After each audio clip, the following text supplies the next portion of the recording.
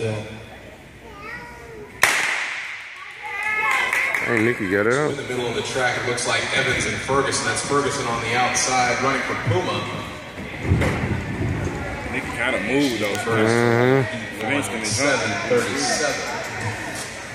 She'll automatically advance to the finals. Dan Evans of GC Foster College finished second at 7:47. Taylor Bennett of Baylor third at 7:54.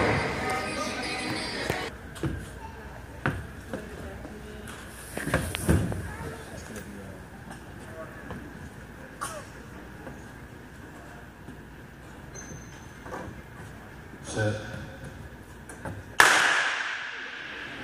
And that's Bache running well, but look at Sharon Simpson running in lane 5. Simpson will win. I didn't even get strong. Time almost identical to Ferguson. Simpson will win in 7:37.